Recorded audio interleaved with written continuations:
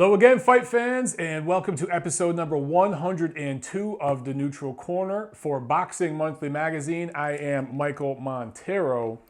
A couple of housekeeping notes before we get on to the episode. First of all, this is going to be a two-part episode. We got a lot of ground to cover, so we're going to break this up into two pieces for this episode. Also, it's a 2-week preview. I'm going to be out of town next week, so I'm going to do 2 weeks worth of previews in this episode. Not to worry, I'll be doing some rant videos and stuff like that along the way, but I have some vacation time coming up, so 2-week episode. One last quick note here. I want to say thank you very much to Paula Vega, who just joined the team on Patreon. Guys, go to patreon.com/Montero on Boxing. Thank you very much to Paul Vega. Also, Rex Afraziabi, he joined the Patreon team about a week or so ago. So 2 new Patreons. Thank you very much, gentlemen, and thank you to all of our Patreon supporters. All right, guys, let's get into some news and notes. All right, as I mentioned, this will be a 2-week preview. Just to detail, we will be back here at TNC on Monday, November 27th. So mark that on your calendars. But I did a poll over the weekend, and you guys know I love my polls, right? So I'm going to put this up on the screen here. And I asked you guys, all things considered, weight, size, location, timing, political advantages, which elite level fighter took on the best opposition in 2017? Who am I forgetting? Now, over almost 400 of you have voted so far, and 75% went with Triple G, who fought Daniel Jacobs and Canelo Alvarez. On my scorecard, he won both of those fights, but they were very, very close and competitive. But the question I asked, which fighter took on the best opposition, not necessarily who won. 4% of you thought it was Anthony Joshua, really in that fight with Vladimir Klitschko. I mean, that's an all-time great heavyweight you took on there. And then Carlos Takam, who is a top 10 heavyweight, in my opinion, is at the bottom end of the top 10 right now. Vasyl Lomachenko, he's got 3 fights. Yeah, the first 2 opponents, not the best, but Guillermo Rigondeaux, a pound-for-pound level fighter, coming up here in his 3rd fight of the year. And then, of course, Rungvisai, twice fighting Chocolatito. And the first time I thought Chocolatito won that fight, I was there in March at MSG. I do think Chocolatito won, but a lot of people out there that I trust their opinion, I admire their boxing opinion. They thought Rungvisai won that fight. And then, of course, he left no doubt in the rematch at the Superfly card. So who am I forgetting? I know a few of you guys have mentioned Terrence Crawford, right? But Terrence Crawford, his opposition to me wasn't anywhere near these other fighters. Even guys like Loma and AJ. I thought that Crawford's, or I should say Lomachenko, I think AJ's competition was pretty good.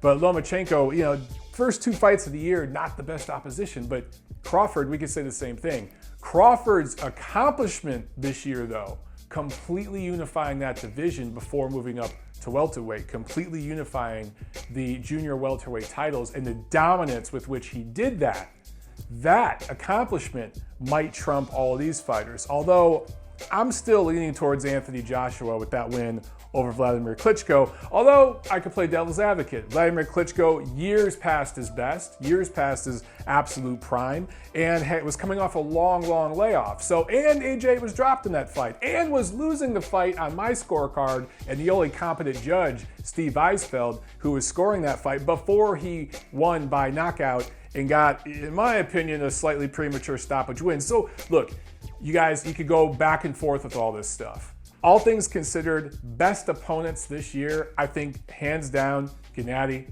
Golovkin.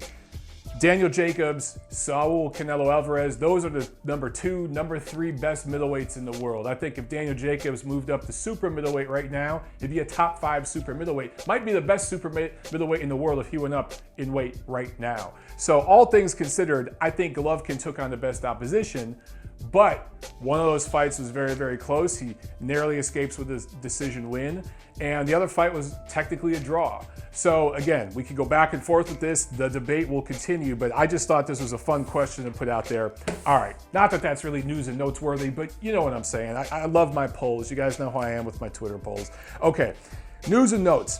Alexander Povetkin, reinstated by the WBC. Remember, he was suspended with not 1, but 2 failed drug tests, 2 different banned substances for 2 different fights, going back to last year. They put him on a specific testing protocol with VADA at Povetkin's expense, not at the sanctioning organization's expense. And, they kicked him off the ratings for a while, and now they got Povetkin back in the ratings. He's been clean enough, long enough, I guess, in the eyes of the WBC. And I think they want that Rybinski cash. But look, a lot of people, this upset a lot of people. My opinion on this is kind of, does it really matter? I don't think Povetkin's going after the WBC title right now. He's about to be the mandatory for the WBO heavyweight title and get a crack at Joseph Parker, unless Parker tries to unify with AJ next year, which might happen. If he tries to unify with AJ first, okay, Povetkin won't get a shot, but he'll end up going for an interim title, a vacant title, something. So I think Povetkin's going to go for the WBO title before he does anything with the BC. So, to me, this really wasn't that big of news, but it's absolutely worth mentioning because of the controversy and the history Povetkin has had with the BC. All right, Jesse Vargas, apparently, I don't know if there's been a press release put out yet or not, but apparently he's going to sign with Al Heyman. That's what I'm hearing. Vargas, formerly a top-ranked guy. And, I think he's said in interviews that this lines him up for shots with Keith Thurman, Sean Porter, Danny Garcia. Honestly, though, Jesse, this was a horrible decision. Unless you want to end up being another Adrian Granados, maybe not even that well. You might end up being another Robert Guerrero by the time it's all said and done. If you look at the track record, guys like you that end up signing in this arena with Mr. Heyman tend to come out a certain way. So good luck to you. Make some cash. I don't know about this move. And honestly, how often is Vargas going to fight now? Once or twice a year, and he's going to be the B-side. He was always going to be the B-side against the elite level welterweights, but I thought Top Rank did a very good job for him. He had a crack at Bradley. He had a crack at Pacquiao. Those were the two best welterweights at the time. Because Mayweather was kind of semi-retired and kind of a junior middleweight. All things considered, I thought they did a really, really good job for him. I don't know what the hell he's trying to do right now with his career. Okay, Dana White apparently said he's getting into boxing. And he's kind of talked about it in the past, but he's going on record now saying, no, we're definitely getting into boxing promotion. This is going around on Twitter. I played around and trolled around with some of you guys as we joked about this, that White is in for a rude awakening. Just about how hard it is in boxing in the United States right now. But more than that, it's so much more regulated than MMA. MMA is kind of like the Wild Wild West. Almost anything goes comparative to boxing. And as much crap as boxing gets, right now with VADA, boxing is the best drug testing in sports, not just martial arts, but sports. The drug testing in boxing smokes Major League Baseball, the National Football League, the NBA. Their testing is a joke. So boxing has the best drug testing, and it's also the Ali Act, and there's all these other extra regulations put on that MMA doesn't really have to deal with right now. So good luck to Dana White. But yeah, at first I was kind of negative, and I understand there's a lot of people in the boxing world right now, a lot of boxing fans and media saying that White's going to crash and burn, and that him doing this is kind of showing his cards related to UFC and how that product is failing. Because the two biggest stars in the history of UFC have crashed and burned over the last 12 to 24 months, and it started with them facing former boxers. So, well, actually, McGregor lost before he fought Mayweather, but he wasn't as thoroughly dominated by a guy who was faking it as he was against Mayweather. I don't know if that's the reason why White's doing this. That might be partially why. He might see some crossover prospects here. But I do know that Dana White, according to him, grew up as a boxing fan, does know a thing or two about it, but I'm going to try to remain positive about this and say, let's give the guy a shot. But I understand everybody in the boxing business who's kind of going, ugh, here we go again. 50 Cent and all these rappers who try to get into it, right? Rock Nation, and we saw what happened there. Even the PBC and the collapse of that and what's going on with them and how detrimental that's been for American boxing. For the most part, there has been some bright spots for the PBC. And now this, can Dana White really make a difference? I don't know.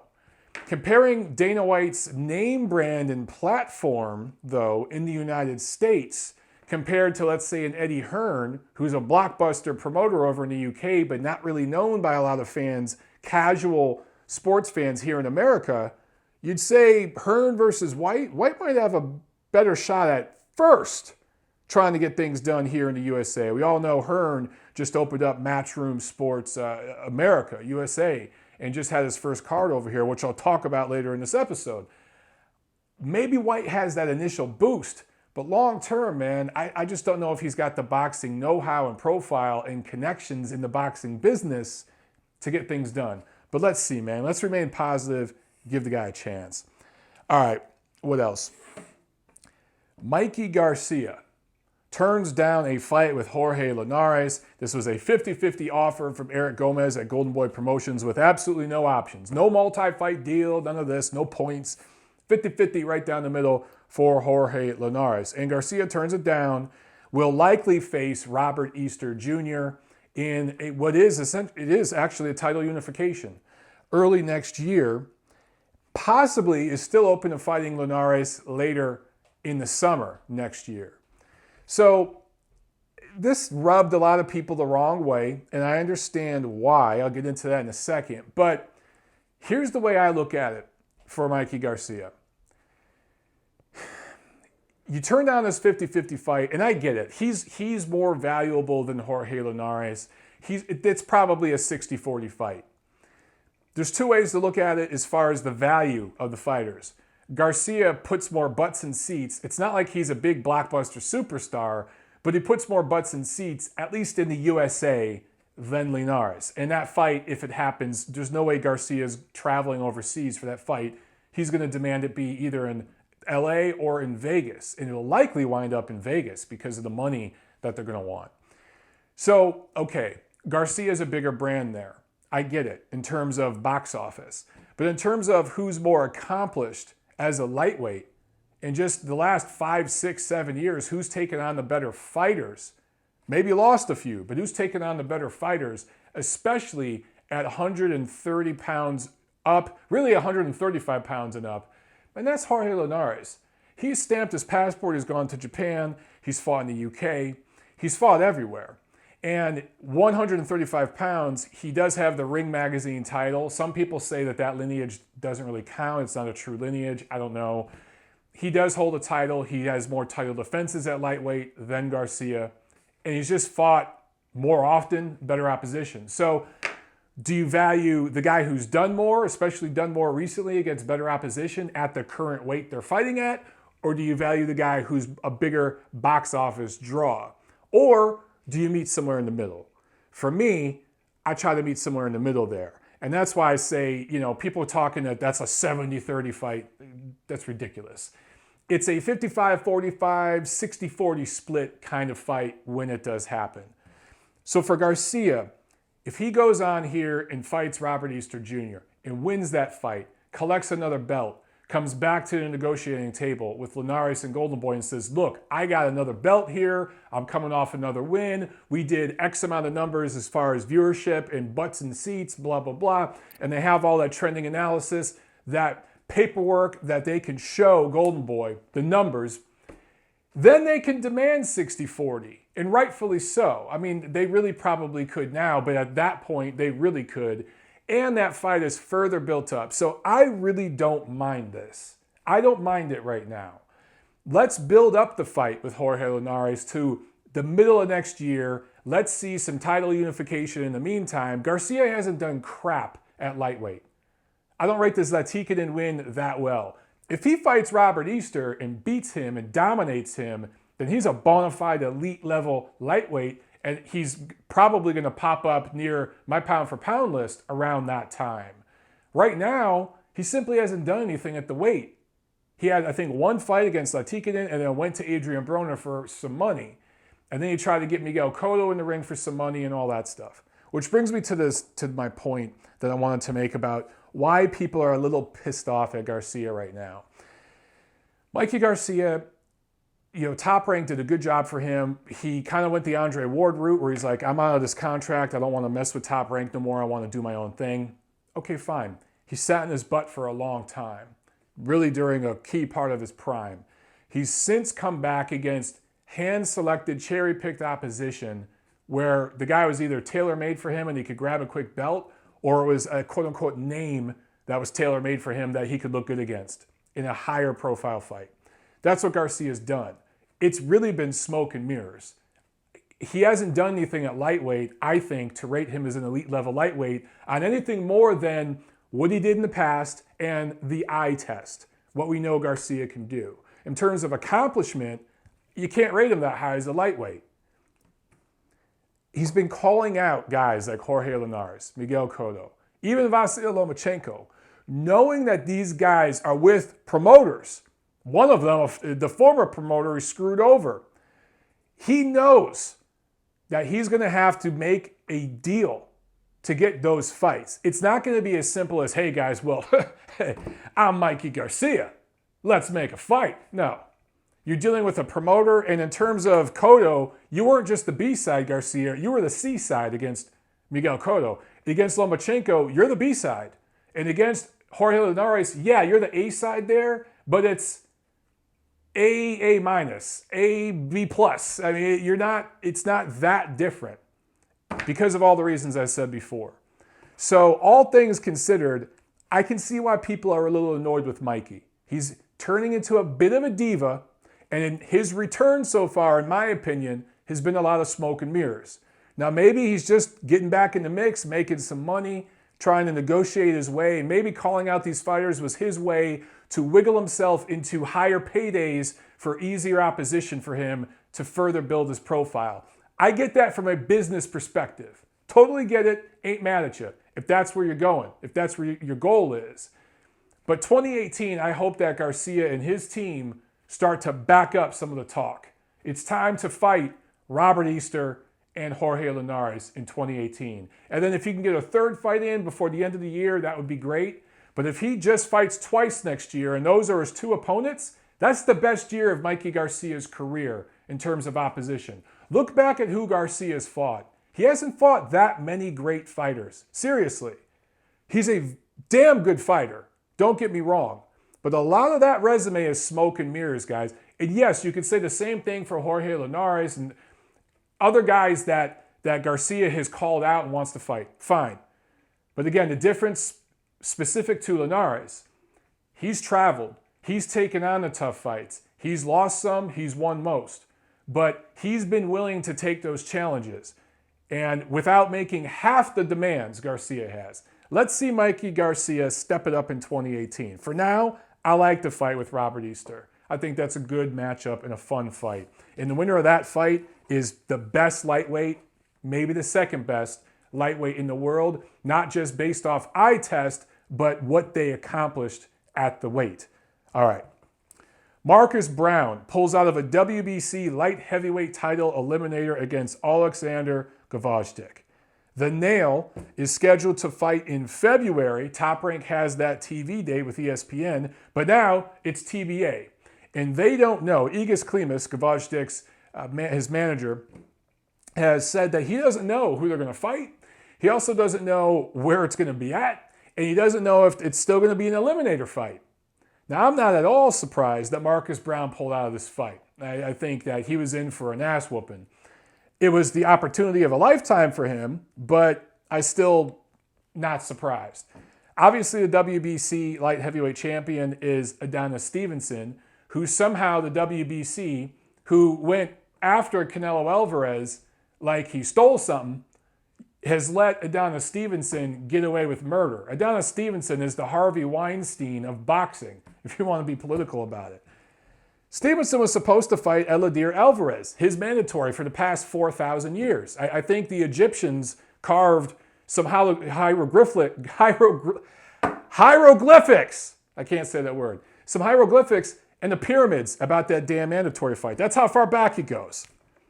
But now they're saying Stevenson might pay some step-aside cash to Alvarez to fight Badu Jack instead. So if we end up getting a fight between Stevenson and Badu Jack, which doesn't really make a whole lot of sense for me, but might be a way for Floyd Mayweather to get his man a title belt and for Stevenson to get paid. What are we going to get in the meantime? Does Eleider Alvarez fight Marcus Brown? Does he fight Alexander Gvozdyk? How does that work? What is the WBC going to do about this? They have perverted that title at light heavyweight. It is so meaningless right now. And look, Gvozdyk hasn't done anything wrong. You're going to have him in an eliminator fight, which doesn't make any sense anyway because Alvarez has been the mandatory for 4,000 years, as I mentioned before, and he hasn't got his championship opportunity yet. WBC needs to clean this up. I got beat up on the WBA a lot, and they deserve it. But man, the WBC, not much worse when you really, really think about it. All right, guys, so that's all I got for news and notes and rants about what's going on right now. Let's get into the review of what took place last year. A lot of action all over the world to talk about. Last Saturday, November 11th, in Edinburgh, Scotland, Josh Taylor scores a win over Miguel Vasquez, the first defense of his WBC junior welterweight silver title. The full world title right now is vacant after Terence Crawford moved up to welterweight. Taylor is now 11-0 with 10 knockouts. He's a prospect, but he's a prospect to keep an eye on. 5'10", southpaw, 26 years old, 2012 Olympian, very accomplished amateur, fought in the Commonwealth Games, the World Championships, the European Championships. This guy has real craft. And whatever you want to say about Miguel Vasquez, not the greatest fighter on earth, but a very good, experienced, quality, professional prize fighter. Knows how to survive in there, and he had never been stopped. Taylor becomes the first guy to stop him. Vasquez lost to a split decision to Canelo Alvarez in his pro debut in 2006. I want to say that was like a welterweight fight. And he lost a unanimous decision to Timothy Bradley in 2007. Another unanimous decision loss to Canelo in 2008. And a couple of close decision losses to lesser opposition the last couple years. But as I mentioned before, he's never been thoroughly, completely dominated and or stopped. And here it is. Taylor made him look old and got the stoppage win. So let's not crown Taylor as, the second coming or an elite level guy just yet. But this was a major, major statement. And he is certainly a player in that junior welterweight division, which is now blown wide open since Terence Crawford left. So can't wait to see what this kid does in 2018, man. Now, over in Newcastle and Tyne and Ware, Liam Beefy Smith wins a majority decision over Liam Williams. This was the rematch of the Liams. This was also a WBO junior middleweight title eliminator. Miguel Cotto is currently the WBO junior middleweight champ, but we don't know what he's going to do. We know he's got a fight with Ali coming up, but what happens if he wins that fight? He's promised he's going to retire. Does he keep that promise? Or does he actually retire and does that belt become vacant? Or does he stick around and maybe we see a fight between Smith and Cotto next year?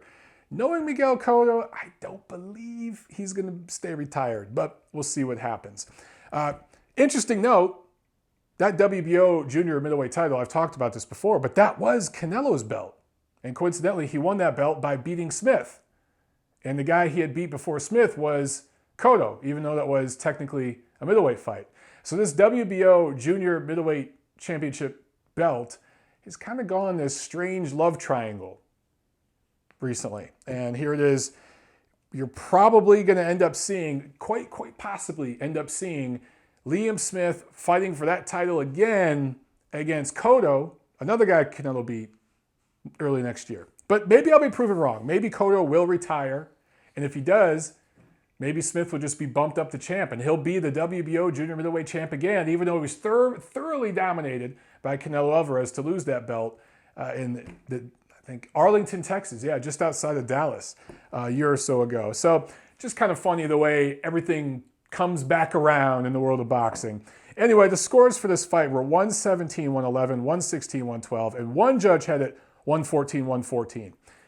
So 2 of those scores were way too wide. This was a close, competitive fight. Most people feel that Smith won, but there are a lot of people out there, a significant minority of observers that thought Williams did enough to win this fight.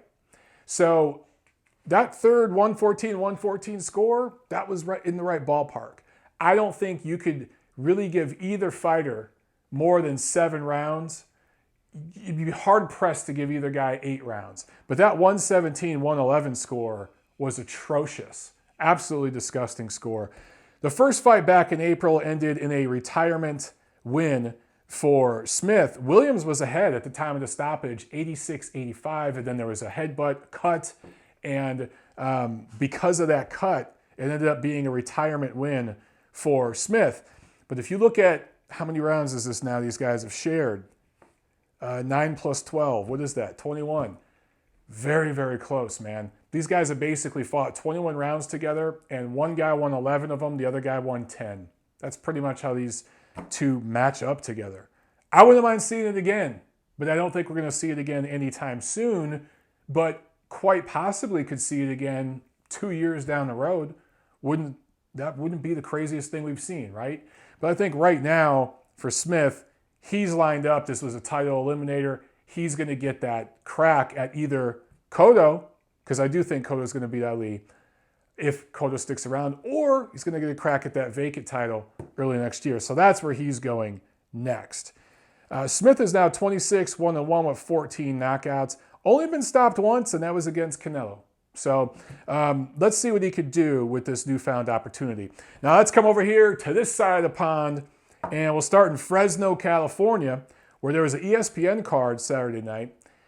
And in the main event, Jose Carlos Ramirez scores a second-round knockout over Mike Reed, who he put down. It looked like there was a second knockdown, but it was more of a push, and referee Jack Reese correctly called it a push. But at that point, you could see Reed's legs were weak. And Ramirez, who just teed off on him from the opening bell and got him up against the ropes a couple times and was going to the body, going upstairs, a lot of aggression, a lot of energy and aggression feeding off that hometown crowd. I've heard there was as much as 15,000 fans there. I don't know if that's the real number or not, but I know it was well over 10,000. And for this kid who's really just a prospect to be doing those kind of numbers, that is very, very impressive. So a lot of people didn't like the stoppage. Thought it was too soon. For my money, it was a little too soon, but Reed was doing absolutely nothing but covering up. And again, judge a fighter by their body language, what they're doing in there. You could tell when a fighter's covering up in a craftful, tactical way, waiting for a counterpunch, and you could tell when they're covering up, it's kind of in panic mode. And considering that there was a knockdown, that push down that I just talked about, where you could tell Reed's legs were weak and Ramirez was able to push him down fairly easily, he was offering absolutely no resistance back. There was absolutely no return fire. He wasn't moving and sliding on the ropes. He just put his hands up and 8 punches. I don't mind the stoppage here. This wasn't remotely competitive at all. Reed landed 12 punches to JCR's 64. JCR is Jose Carlos Ramirez. That's my nickname for him from now on because it's a lot easier to say JCR than Jose Carlos Ramirez. So, look, JCR is a legitimate brand in American boxing. He's not known really outside of Central California, but in Central California, he's very well known. He's their biggest sports star. That's a small market, but the fans have turned out for him. Multiple times he's done crowds like this. There are very few fighters like this in the United States. The way Ramirez has risen up in his local community so quickly and done crowds like this really reminds me of the way a lot of UK fans or UK fighters get support from the fans over there. It just seems that he's getting support from not just his hometown, but that whole area, that whole general area, because it's not necessarily a big market. So there are people driving from 10, 20, 30 miles away from small farming communities around Fresno there to see this kid fight. And to me, it just reminds me of what I see a lot with some of the UK fighters, where you'll see guys from different parts of the countryside and stuff, that you get these regional rivalries. The fans come out in droves to support some of these guys. That's the type of support I'm seeing for JCR. And again, this is a rare case in the United States. I mean, we know Terrence Crawford does massive crowds in Omaha, Nebraska. Now, outside of Omaha, Crawford's not a huge star. But in Omaha, Nebraska, same thing. People are driving from 20, 30 miles away from these farming communities to come see him. Now, Robert Easter Jr., I've talked about, he's done some good crowds in Toledo, Ohio. Again, not the biggest market in the world. Deontay Wilder has done some good crowds in Birmingham, Alabama. Not the biggest market in the world. What's the lesson here? The lesson here is that you should build these fighters up in their hometown markets from the minute they go pro. And if you do that and you do it the right way and you match these guys up the right way and keep them busy, you start to build a brand. And look, I just gave you an example of a couple PBC guys. They're nowhere near the brand that a Terrence Crawford is yet, or even JCR is probably more of a brand than Deontay Wilder, quite honestly. But all things considered, man, there's proof out there of how this thing works if you do it the right way. And let's give Top Rank some credit. Crawford did it the right way with him in Omaha. JCR doing it the right way with him in Fresno area. So this was a Top Rank on ESPN card. This was a Top Rank show. I just think that they figured out long ago that in the new era of American boxing, take it away from the casinos at first, build these guys up in these smaller markets. It works. And even Al Heyman, to his credit, has started doing that with some of his guys in the PBC. I don't like the Barclays cards. They don't make sense to me. But when he has put some of his fighters in their hometown, the fans have responded. So Uncle Al's figuring that out too. We need to see more of this in American boxing with the American promoters. It can be done. For JCR, he improves to 21-0 with 16 knockouts. He's been a pro for about 5 years now. He's been built up the right way. And now he will fight Amir Imam, who won on the undercard of this event, in an eliminator fight next. The winner of that fights the winner between Victor Postol and Regis Prograis. And the winner of that, full WBC junior welterweight title. So for JCR, been built up the right way for these 5 years, and now in 2018, he's going to get 2 massive opportunities. And if he can pass those 2 tests, by this time next year, he will be an even bigger brand in his hometown and an even bigger brand in American boxing coast to coast, because he'll have a title and he'll have been in headliners on ESPN a couple of times. So good for him. Also on this card, Artur Beterbiev scores a 12th round knockout over Enrico Colin, takes the vacant IBF light heavyweight title. The scores were 110-99, 3 times at the time of the stoppage. He dropped Colin twice in the 12th round. A lot of people were not impressed with this performance by Beterbiev, whichever pronunciation you prefer. And I still haven't heard a correction as to what is the correct one. I wish Beterbiev's handlers or just him himself would clear that up, because I hear it pronounced both ways. But you know, this is a guy who's been so inactive. He's had issues with the promoter up there in Canada, Yvonne Michel. He's had injuries. He got rounds in. And I don't understand the criticism, because he was in there with a guy who was really trying to survive for the most part. He got 12 good, solid rounds of work in. He won and dominated all 12 rounds. And then he went out there in the final round and got the damn stoppage. What are you criticizing? This is basically an A-plus performance by Beterbiev. If you're his team, if you are in his camp, what more could you want? A KO1 does nothing to shake off ring rust. Here you get 12 rounds of work in, you dominate a dude who knows how to box. Colin had a pretty good amateur background. He's a schooled fighter. He's not elite or A-level, but a good, solid, professional prize fighter. And Beterbiev won every second of this fight and then goes in there and gets the stoppage, which tells you he wasn't just phoning this in to get a win. He went out there and got the job done. I think this was a good performance. I'm not saying it's the most exciting fight I've ever seen, but Beterbiev is now 12-0 with 12 knockouts, needed the rounds, got him in, kept his knockout streak going. He's still batting 1,000 when it comes to knockouts. And he hadn't fought in almost a year. So all things considered, and he got a title. This is about as good as you could script it if you're on Team Beterbiev. So I talk a lot about prospects with titles, right? On the surface, that's what Beterbiev looks like, but he's not. He's a legitimate top elite level light heavyweight.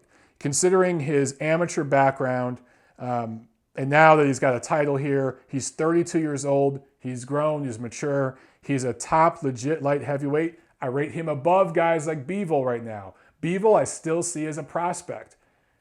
And these guys have a similar amount of fights, but look in between the numbers, guys. Look at the gray in between the black and the white, and you will see that Beterbiev is ready for guys like Sergey Kovalev, should Kovalev win November 25th against Shabransky, or anybody else, Sullivan Barrera, The Nail, Gavajdik, Adonis Stevenson, he's ready for all those guys.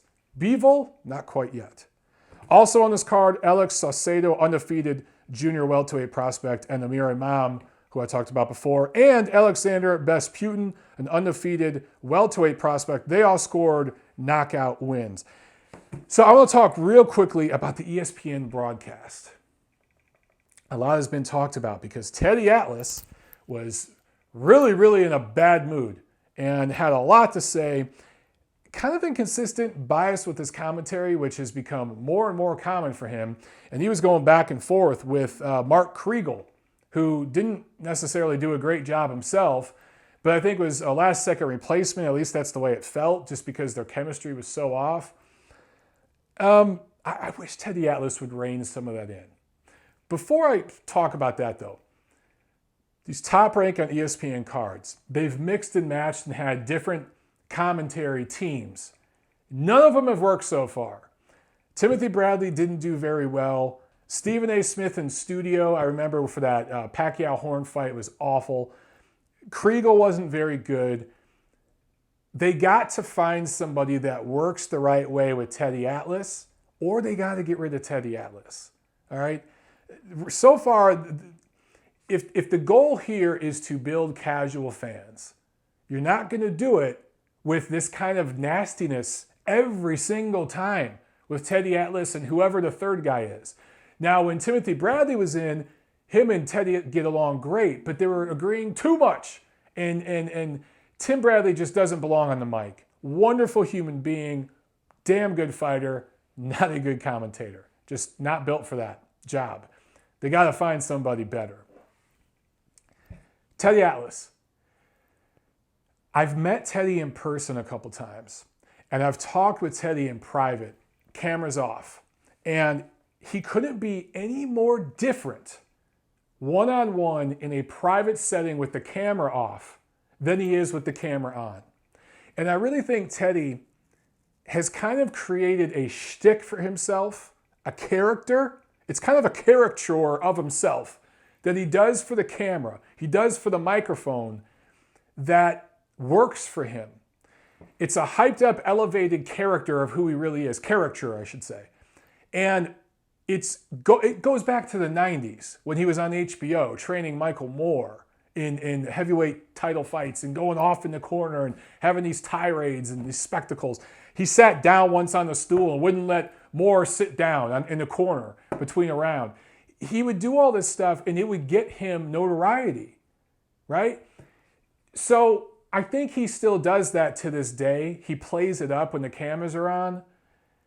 And it works for him with casual fans. There are casual sports fans and MMA fans and stuff that know who Teddy Atlas is. Part of the reason they know who he is, though, is because of his negative rants about how boxing sucks. I actually listened to the Ringside Reporter podcast earlier today, and they were talking about this. I think those guys, I've called into that show before, and I want to call in again here. I've just had a crazy busy schedule, but I want to call in again, be back on that show, because I like what those guys do. And they were talking about this, that Teddy is just one of these old school curmudgeons that just craps on boxing all the time. And diehard fans, diehard dedicated boxing press, We know those types, and they're just like lovable, crazy uncles to us, right? We all know those types, and we deal with it all the time, and it's kind of fun. It's kind of an inside thing we have together. It's dysfunctional family. That's boxing. But casual fans, remember Teddy's ranting for hours after the Pacquiao-Horn fight. Those rants with Stephen A. Smith on SportsCenter on ESPN that night. This was hours after the fight. And I think it was a bad decision. I think Pacquiao won, but it was nowhere near the worst decision we've seen even this year. It wasn't a great decision, but it wasn't a total out-and-out robbery. And that stuff went viral. That's what people were talking about. That's what guys like Aaron Rodgers, the NFL, probably the best player in the NFL, one of the top 5 best players in the NFL, tweeted about that. This is why boxing sucks, right? So you start to get celebrities taking Teddy's rants and tirades and going with that and ranting about it, ranting on Teddy's rants. Not good for the sport. Now, guys like Max Kellerman can drive me nuts. Mauro Ranallo can drive me nuts. Even Jim Lampley sometimes. But you don't hear them going on tirades like that, where literally 1 second, 2 + 2 = 4 for this fighter. But for this fighter, suddenly 2 + 2 = 5. That's the problem with Teddy. He's so inconsistent. And I think that he just decides which dudes he likes, which dudes he doesn't like for whatever reason, and he sees everything through that filter. For whatever reason, he doesn't like Gennady Golovkin. He doesn't like him, right? Didn't have him on his pound-for-pound list. He had guys like Keith Thurman, I think Danny Garcia, guys like that rated on his pound-for-pound list. I think Errol Spence. And didn't even have Gennady up there. But you better believe, after that Golovkin-Canelo decision, after Adelaide Bird's scorecard, suddenly Teddy Atlas was ranting and raving about Gennady Golovkin and this injustice and the scoring and the corruption and blah, blah, blah, blah, right? So suddenly he was white knighting for a Triple G when he doesn't even like the guy and didn't have him on his pound-for-pound list. That's what I don't like about Teddy. And again, I've talked about this story on my channel before. I won't go into detail about it, but there was one time where I was in mixed company with Teddy, and I was talking to somebody about the Marine Corps. I was in the Marine Corps, and we did some combat training. There was some boxing and some stuff that we called it line training, but it was kind of like MMA, basically. And we even fought with pugil sticks. So we did all kinds of martial arts stuff in the Marine Corps. And I was talking about that with somebody, and Teddy overheard me. And Teddy Atlas came up to me and shook my hand. And he said, "Sir, I just want to say thank you." And I was like, what? Teddy Atlas saying thank you to me? And I'm like, well, thank you for saying that. And he goes, no, seriously. And he looks me in the eyes, and he made it a point. He grabbed my hand. And he was just like, thank you for doing what you did. Not many people would do that. Very, very few people do what you did. So thank you. And he meant it. And I was so taken back by that, because he just walked up to me and said that. So he's a really nice guy. He's really humble and nice. And he said this, he wasn't ranting and raving. He was quiet, very, very quiet and sincere. And you talk to him in person, that's how he is. But you turn on that camera, you turn on that microphone, you turn on the lights, he turns into a character. And somebody at maybe Top Rank or ESPN loves the character, right? Those kind of characters, half of the people on that network are trolls. Watch the ESPN shows. It's nothing but trolls. So they're not gonna do anything about the character. Somebody at Top Rank who's paying for this series, in a sense, ESPN, Disney is their partner, but they're putting up money too. They need to go and talk to Teddy and try to rein that character in a little bit, because this kind of thing, this negativity, isn't going to build fans. It'll get hits on Instagram and Twitter and all that stuff, but it's not going to build fans, man. So that's my rant about Teddy Atlas. Now, one more card here in the United States, Uniondale, New York. This was an HBO card that just kind of didn't live up to expectations. Not that this was expected to be fireworks, but all of these fights just lived down. Well, you know what? 2 of them did. One of them surpassed expectations. So let's start with that. Cletus Seldin. A lot of you probably don't know who that is. And I'll be honest, I didn't really know much about him until Saturday night either. He scored a TKO 3 win over Roberto Ortiz. Ortiz was knocked down twice in the second round. This was an all-action fight. Really came out like JCR did here in California. Same kind of mentality. Just went out there and put it on this dude. Cut him up, stopped him, wins the fight. Seldin's now 21-0 with 17 knockouts, but he hadn't fought anybody before fighting Ortiz. Ortiz was the first opponent with a pulse that he had fought. And even Ortiz himself, it was a Mexican guy, had only left Mexico once before, and that was in 2014 when he was beat by Lucas Matisse, also by stoppage. Although some people felt that that stoppage was somewhat controversial. But this guy's a fresh face, and you could tell HBO, who spent a lot of time interviewing him, Max Kellerman did in a post-fight interview up in the ring, they're looking for fresh faces, right? Because Top Rank has left and they've gone to ESPN. They've taken a whole stable of fighters with them. HBO needs new faces. And Seldin, to his credit, not only went out there and did his thing in the ring, but he did his thing in the post-fight interview. It was entertaining. It was fun. It made you like the guy and want to see him again. So we are going to see this guy again very soon on HBO. I'm sure he'll be back in the ring early 2018. He does lead with his forearm, right? And there was some talk about that because Ortiz dove right into him and got hit in the nose. He had a cut in his eye, but that cut in the eye was from a punch. That was not from the forearm. But that forearm, you know, he kind of buries his forehead into his forearm and sticks it out there. If you run into it, fine. Against a crude type of fighter like Ortiz, that's going to work.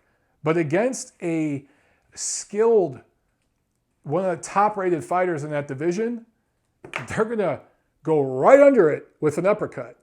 I don't know if you guys can see what I'm doing here, but if you got your forearm out like this, you could feint upstairs with a jab so he can brace for that jab, right? And he's going to maybe wind up for a right hand. You feint with that jab and you come with an uppercut, boom, lights out. So let's not get too excited. Exciting guy, definitely want to see more of him. Wrecking ball, got some real legitimate power, but he's going to have to work on some craft against some of the finer technicians in that division. Still, I want to see more of them, and I know you guys do too. Moving up on the weight scale, way up on the weight scale, Jarrell Big Baby Miller scores a TKO 9 win over Mariusz Wach, and it really wasn't a stoppage type win. Wach injured his, I think it was his right hand early in the fight, was in a lot of pain clearly, and could not continue. So look, this was a pretty bad fight. Just pretty crappy heavyweight fight. Miller won every round, basically. You'd be hard-pressed to give Wach a round, but Wach is slower than a corpse. Seriously, there are corpses that probably punch faster than him. Joe Louis could probably punch faster right now than Wach can. So, slow guy, broken hand, and you couldn't legitimately put a whooping on him and stop the guy. For Miller, this was his big chance, his big showcase on HBO. We just saw Wilder fight recently, Joshua fight recently, and even Parker has fought recently. 3 guys with titles. And Miller is kind of trying out for all of them, especially Anthony Joshua, because Eddie Hearn, Matchroom USA, promoted this card, right? And he was right there a few rows back from the ring. And Miller, if this was an audition, like for a TV show, Miller wouldn't get the role. He sucked. It just wasn't a very, very good fight. And look, he got the W, I get it. He's going to get a fight against Anthony Joshua probably next year. If David Haye beats Tony Bellew in their rematch, I've talked about this, I still think Joshua and them might go for Haye, but maybe not. Maybe a fight with Miller comes cheaper. Maybe they see it as a more winnable fight, a more credible fight. Maybe they'll take less trash or less heat from the media for going after Miller because he is an undefeated young prime heavyweight. They got options there. But I do think at some point Miller's going to get a crack at either Joshua or maybe even Wilder. Just because he's an undefeated American heavyweight from New York, that means something to a lot of the old guard boxing press. He has a mouth. He talks a lot of trash. He is a very good promoter. So Yes, he's going to get his crack. But, guys, he weighs 280-something pounds. He doesn't hit very hard. Vach has a good chin. He does have a good chin. But you got to at least dent the guy. You got to at least dent him. You got to do more. At this stage of Vach's career, he's clearly nowhere, not that he was ever a great fighter, but he's years past the version of him that went pretty deep with Povetkin and went the distance with Klitschko, even though he was on steroids. He's not even at that level of Mariusz Vach, right? If you're Miller and this is your big chance, you got to go out there and do something special. And he didn't. And I think a big part of it, well, there's two parts of it. One, he's just not that good. He's not as good as his mouth says he is. But two, the weight, man. And I tweeted about this, and you know, some of you guys said I was fat shaming, and I had some jokes at Miller's expense, and it's not the first time. But guys, I also posted a video this weekend of me working out on a Saturday morning, Veterans Day, my holiday. I'm a veteran, and I spent my Veterans Day morning beating myself up in the boxing gym for 2 hours. Training harder, obviously, than Miller has in camp for this fight. And I get it. Miller's taking the punches. I'm not. He's doing the sparring. He's doing the harder work. I get that in that respect. But the discipline or lack thereof, I'm just a writer. I'm just a boxing journalist. A lot of you guys out there who are diehard fight freaks, you work out. You're in great shape. A lot of you guys I know have done some amateur fights and stuff like that, and just some occasional sparring to stay in shape. How bad is it that we're paying money to keep ourselves in shape? This guy is getting paid as a professional athlete, and he can't get down to 260 pounds. Miller went pro in 2009. He weighed 252 pounds in his pro debut. He was 248 pounds for his second fight in 2011. Didn't fight in 2010. He was down to 242 in his fourth pro bout in December of 2012. Check this out. He was up to 286 in his very next fight 1 month later, which resulted in a draw. So, let me repeat this. He went from 242 pounds in his fourth pro fight in December of 2012 to 286 pounds in his fifth pro fight in January of 2013. In 1 freaking month, this guy gained 40 pounds. I'm not making this up. Look it up. He has been pretty much in the 280s, 290s the last year or so. That's pretty much where he's been. He's a professional athlete. If he's really serious about this, he should probably be in the 260s. He's a grown man and he's just a big dude. I'm not even asking him to get back down in the 240s or even 250s. Dude, get down in the 260s. Show that you're serious. Throws a lot of punches, but they're pity-pat. There's nothing on him. I think that he could take down the punch volume and put more mustard on the punches, put his legs and his ass into the punches, make them count more if he'd lose some weight and gain some stamina. That's just my opinion on Jarrell Big Baby Miller. There's nothing to him, in my opinion, other than a mouth. He's going to talk his way into a title shot and get knocked out. That's Jarrell Big Baby Miller. I'm more interested in guys like Gerald Washington and Dominic Breazeale than Jarrell Miller. That's the truth. Now, in the main event, Daniel Jacobs scores a unanimous decision win over Luis Arias. The scores were 120 to 107, and that was probably the correct score. 119-108 and 118-109. I think those scores were a little too generous to Arias, who did nothing but survive. Jacobs is now 33-2 with 29 knockouts. In this win, again, going back to the Beterbiev fight, the only difference between this fight for Jacobs and the Beterbiev fight, Beterbiev got the stoppage at the end. Jacobs didn't go for it in the 12th and try to get the stoppage. But nonetheless, this win solidifies my position that Jacobs is the third or fourth best middleweight in the world right now. Absolutely. Probably the third best, right behind Golovkin and Canelo. Arias Good, crafty fighter, knows how to survive, but has no power for the middleweight division, still punches like an amateur, doesn't sit down in the punches, doesn't even turn over on them, does too much of this slappy stuff with his hands sideways, right? Too much of that. He should go down to 154 pounds. If he can. Here's the thing, though. I looked into his amateur career. He fought at 165 pounds as an amateur, right around 165. So, this goes back years. And as a pro, he's never fought below 158 pounds. He's fought in the 160s, low 160s as a pro. So, could he even make 154 pounds?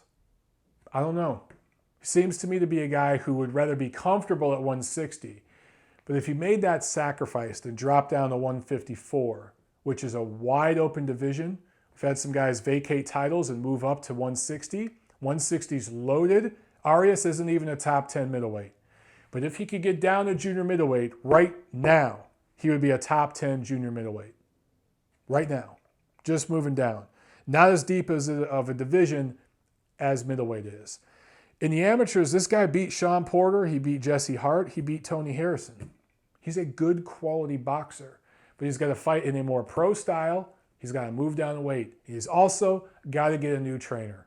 John David Jackson trains him right now. And my opinion now, I try to give him a pass on the whole Kovalev thing, but just looking at this fight, and every fight John David Jackson's had recently, the dude's basically a fitness instructor. He's basically a guy you go to the gym and hit mitts with. He doesn't teach you anything. He doesn't spar you the right way and get you working on weaknesses and fine-tuning things. You hit mitts with him and you get in shape. That's what John David Jackson is.